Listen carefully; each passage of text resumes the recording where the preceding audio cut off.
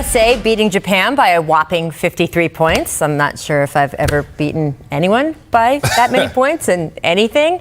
Maybe like Scrabble, like once. Yeah, sure. Right? There you go. I'm Rachel Nichols alongside our insiders. There's no dunks in Scrabble, though. Dave McMenamin, Nick Friedel, lots of stuff to talk about today. We're going to discuss LeBron's public support of a California bill allowing college athletes to, earn money off their own faces. And also, class of 2019 Naismith Memorial Basketball Hall of Fame inductee Vlade Divac will join us live from the birthplace of basketball, Springfield, Mass. So we are really looking forward to that. First, though, as mentioned, Team USA had a resounding win over Japan this morning, which gave them a 3-0 record in group play heading into the knockout round of 16, where they will face the NBA's reigning MVP, Giannis Antetokounmpo, and his Greece squad. Now, Giannis scored 24 points, grabbed 10 boards in their own win. This was over New Zealand. Greece went 2-1 in the group stage, but Giannis's Bucks teammate, Brooke Lopez, not taking them lightly at all. Here is Brooke with our Brian Windhorst.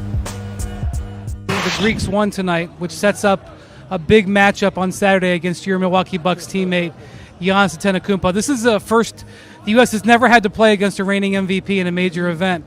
What are you expecting from Giannis in that game? I'm looking forward to it. He's going to absolutely come with that winner's mentality. He's not going to give anything at all, and he's going to come try to take the game and win. You got to love that. This competition's been so fun so far, and we're all definitely looking forward to that matchup. Very nice. We're all looking forward to it. You can watch that game on Saturday morning. Wake up with the FIBA World Cup exclusively on ESPN+. USA versus Greece at 8:30 a.m. Eastern, 5:30 a.m. Pacific. And if you don't have ESPN+, don't panic. You can just go download it from the App Store. It's very easy. All right, so Nick, we're 3 games in now. What does Team USA have to worry about? Do you think there's any upset chance when they face Giannis and Greece on Saturday? I think they've been living on upset alert for a while now, Rach, because they know that they have flaws and they're trying to finish this tournament and find their way through. But when you're playing Giannis, who's the NBA MVP, of course you're worried. And if you're Lopez, you know what he brings, and all these guys do. So yeah, if you're getting ready to face Greece, you're expecting them to give him the ball and doing everything he possibly can to get that win. And if I'm Team USA, absolutely, you've got to be concerned. The USA has the Brazil game tape that they can analyze to try to find some ways to perhaps neutralize Giannis the way that Brazil did. Of course, Greece can look at the Turkey tape. Right. But I think the biggest thing that they showed today, and I don't expect it to be a lopsided game like it was against Japan, against Greece, but if Unless they play Scrabble, in which case you don't know. Sure. If you spell Antetokounmpo, and that's right. That's a lot of points on that one. But if they come out with a strong start like they did today, 13-0 to begin the game, show up ready to play with an aggression, you are the attacker, not the attacked.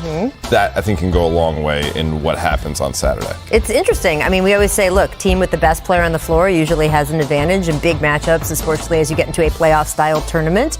But the balance is obviously very different considering who else is on that Greek team. I think it'll be fun to see Brooke and Giannis against each other there, obviously. They enjoy each other and they like playing. Develop your plan, though, to go at Giannis. You know he's the guy. If you're Pop and Steve Kerr and Lloyd Pierce, you know what's coming. Find a way, get your schemes right, and feel comfortable that you've done everything you can to take their big gun away from really dominating. And knowing the way that Pop has guarded, say, LeBron James in a big-time situation where LeBron was younger in his career and not quite as confident on the roster at the moment. I think you see some Jaylen Brown, too. I think Jaylen Brown has the athleticism, aggressiveness. Absolutely. Switch topics a little bit because LeBron James took to Twitter today to show his support for California Senate Bill 206. Now, this would give California college athletes, quote, the right to their name, image, and likeness, imagine that, allowing them to earn income from their athletic talent. This is what LeBron tweeted, quote, everyone in California, call your politicians, tell them to support SB 206. This law is a game changer. College athletes can responsibly get paid for what they do and the billions that they create. He also added, California can change the game. This is only right, way overdue, more than an athlete. Now look, the bill does not require colleges to pay or employ athletes. It's just really interesting, though, because if it's signed into law, it's going to set up this huge showdown between the state of California and the NCAA.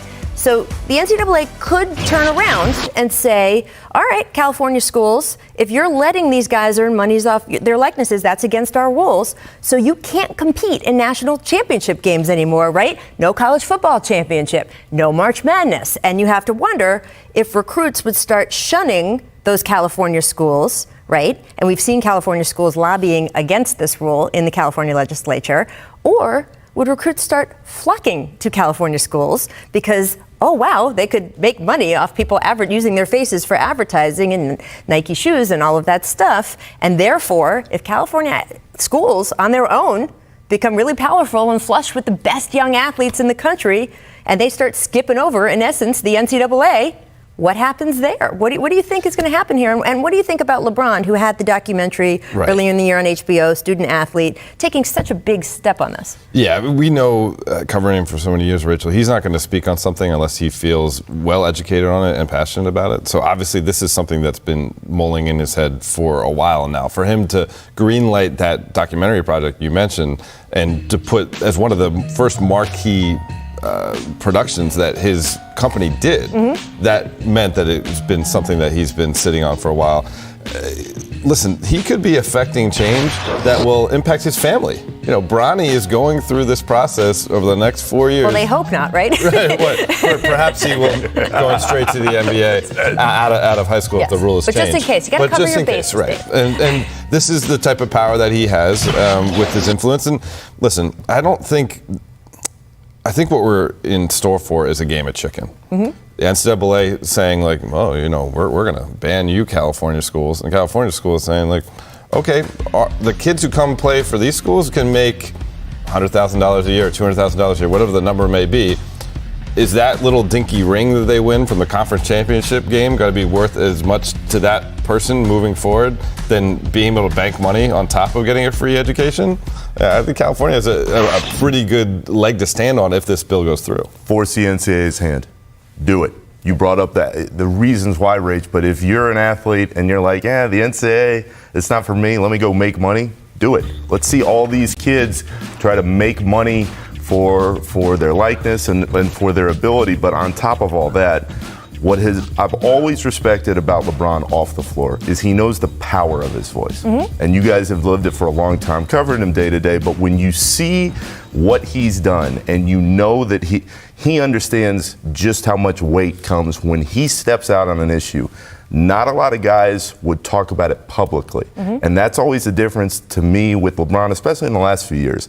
The more comfortable he's felt in his own skin and in this kind of platform under this kind of light, I respect the hell out of him coming out and saying what he says and knowing that he's standing up for a lot more people that are coming behind him. Yeah, and Dave's obviously joking about his kid. Bronny will be fine with whether he makes money off of his face or not. But to your point, there's a lot of kids about to go through this. And we've seen, I think, with this whole wave of NBA players, right? Dwayne Wade, Chris Paul, LeBron, they've kind of made an effort to do things that don't just deal with them, right? They're also trying to make things better for the players coming behind them. We made a big deal about, Chris Paul, when he's president of the Players Association, has put in money for the older players. They raised the minimum for those younger players too. So they've done those kinds of things. I think with this bill and the game of chicken you're talking about, what's going to be really interesting is whether the NCAA believes the power that it has, that power of March Madness, the power of the National College Football Championship, is Teflon and can endure anything or not. Or if one by one you have better and better athletes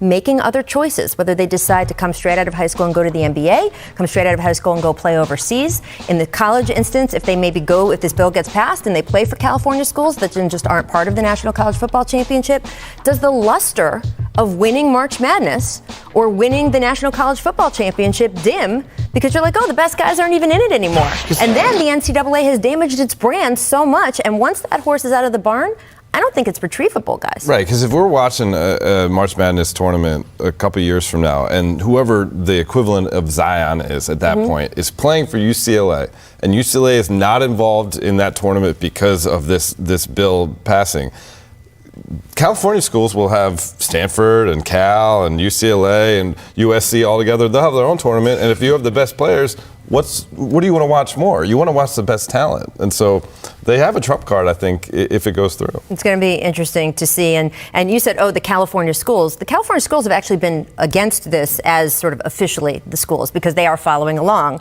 with the NCAA, right? And you've actually had powerful donors from those schools reportedly calling the governor, trying to encourage him to sort of pocket veto this and just not sign the bill. It's going because they are fearful that they won't get those good athletes anymore. Right. And it's going to be very interesting to see what the legislature and the governor does, whether anyone in this situation blinks, and that if it comes to the NCAA's doorstep, what happens? You have LeBron James now making noise about it. Kevin Durant retweeted LeBron this morning. I think more NBA players are going to start to get involved in this movement, and we're going to only have more discussion about this, so keep an eye on it.